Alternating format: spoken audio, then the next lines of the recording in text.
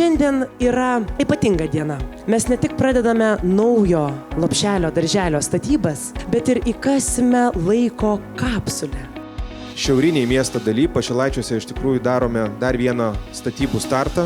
Darželį, kurio laukia. Darželis, kuris galės priimti 280 mažųjų vilniečių.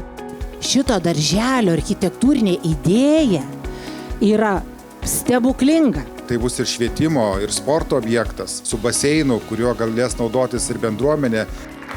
Šitas darželis savo techniniais dalykais tikrai yra pakankamai didelis, viršiantis 4000 kvadratinių metrų. Džiaugiuosi ir linkiu tikrai bendradarbiavimo savo komandai, vystymo kompanijai, savivaldybei, projektuotojams, techniniai priežiūrai. Tikiu, kad realizavus šitą projektą pastato architektūra skatins mažųjų vilniečių kūrybingumą, augimą ir taip pat pastatas tarnaus Pašilaičių bendruomeniai.